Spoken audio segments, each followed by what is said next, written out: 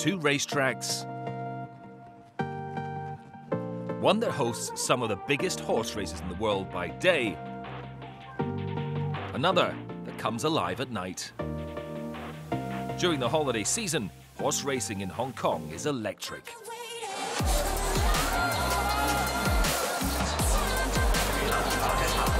Every December, some of the world's best jockeys and horses descend on this busy municipality of China. The Hong Kong Jockey Club hosts the International Jockeys Championship under the floodlights of Happy Valley Racecourse, before staging 4 Group 1 races at their other racecourse in Sha Tin a few days later.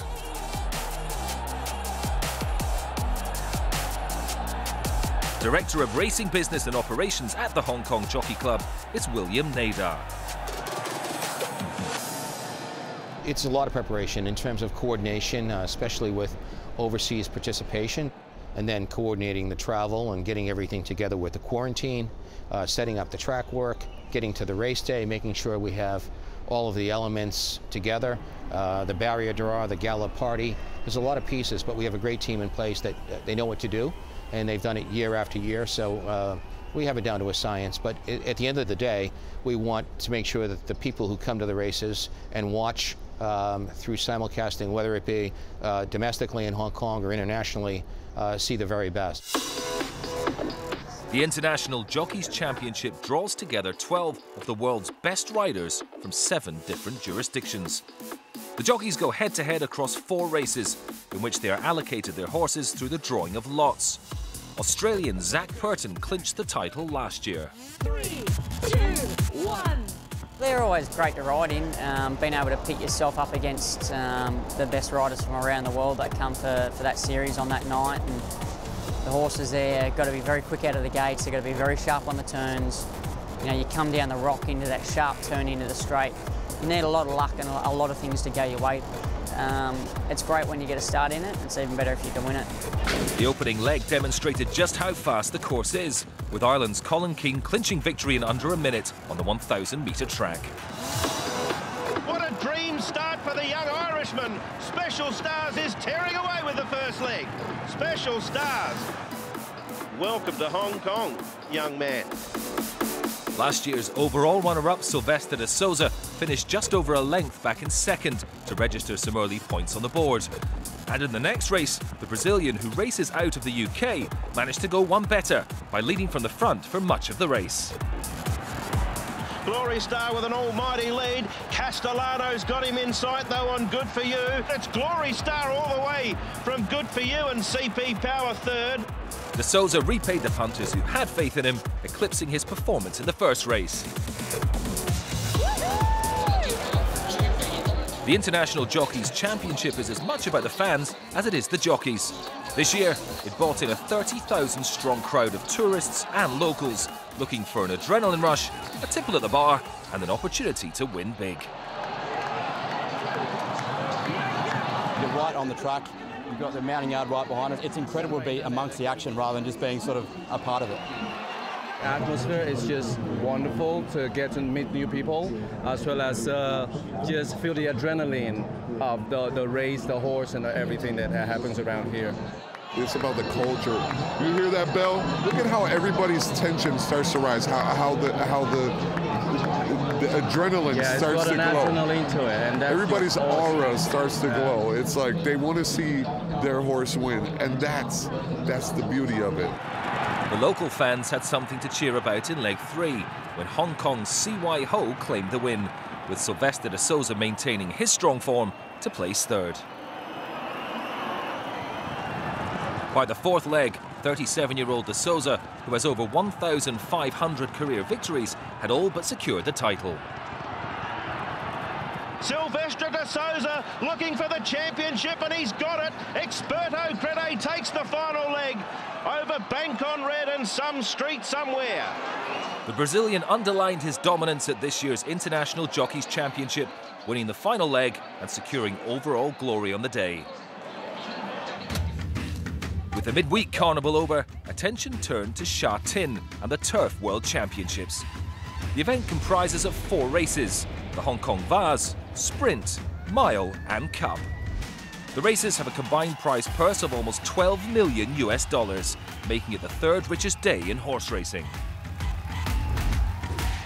Massive day. I mean, that's one of the big days in worldwide racing, where we get about 25 to 30 horses that come in from overseas to compete in the 4 Group 1 races. It's the Turf World Championships with Group 1 races at 1,200, 1,600, 2,000, and 2,400 meters. So there's about something for everybody, and it's a great opportunity for us in Hong Kong to match our horses, our top horses, against the best from the world, and it's really established as one of the biggest days in racing. The Hong Kong Cup was the day's richest race at over $3.5 million. Among the favourites were Japan's Sungrazer and Hong Kong-based horses Time Warp and Glorious Forever. The midweek champion Sylvester de Souza saddled Glorious Forever in the yellow and black stripes.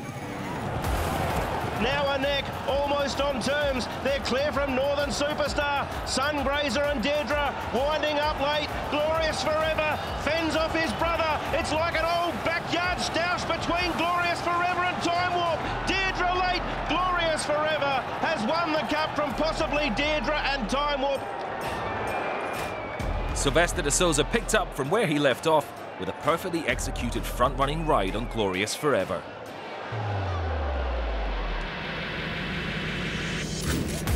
The Hong Kong Vase was no less exciting.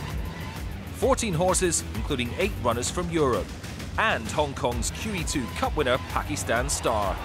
But it was another local horse that emerged at the front. Exultant and Lee's Gracheur, a real cliffhanger in the Vase. Exultant fights back and wins for Hong Kong. Zach Burton took the victory in Exultant for local trainer Tony Cruz. They go at fast pace, and the jockeys race tight here too. And stripes are very strict here. And I think horses, you got to really tune them up, yeah. And you got to have them really spot on to win races like that, you know. So I'm so happy to have won a few times, you know, and try to keep on winning, you know. Given that the races attract an international field of jockeys and horses, media from all over the world fly into Hong Kong to cover the event. More than 350 journalists were in town from the likes of Argentina, Canada and Sweden, as well as the horse racing strongholds of the United States, the UK and Australia. So what's the draw for those in the media? Well, I think it's the magic of Hong Kong itself. It does attract a terrific array and a diverse array of competitors each year at the December meeting, probably more so than any other international race meeting in the world.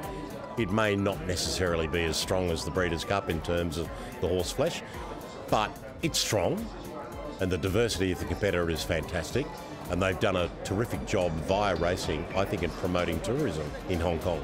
It's now a draw card for many people around the world, particularly from Europe and Australia, to come to Hong Kong in December. It has that reputation. This is the time to come. But the point about Hong Kong, I think, is that you could probably sum it up in 2 words. Atmosphere and competitiveness. To go racing at Happy Valley on a Wednesday evening, right in the middle of a bustling city with skyscrapers all around, is the most magical experience. And then to come out on Sunday to Sha Tin, it's almost a different world, and yet it's 5 miles down the road. The Hong Kong Sprint best typifies horse racing in this part of the world. Like the city, it's fast and closely bunched. As such, the local horses that are used to racing at the high intensity here were fancied for the win, including Hot King Prawn and Mr. Stunning.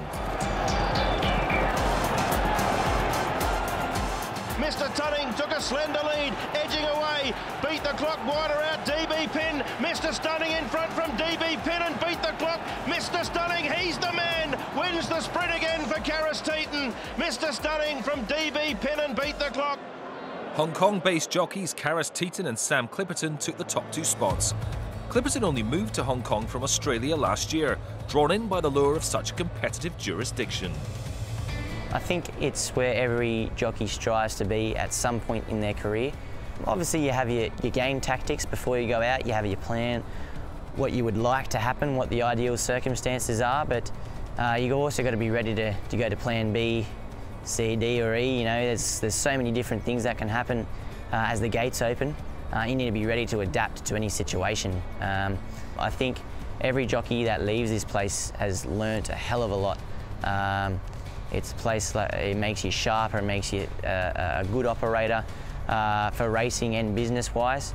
And like I said, I think it's a place where everybody strives to be. Another attraction for the jockeys is the calibre of horses. One of those is Beauty Generation, who's ranked the world's 6th best horse. The gelding headed into the mile unbeaten on his last 4 starts.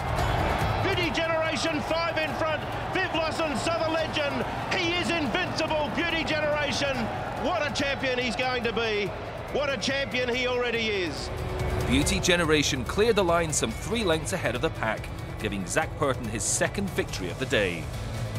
There's a lot of variables that go into it, and then when you do finally win, that's what makes it that much more special, because you know it's not a fluke, you know it's a lot of hard work and everything's come together.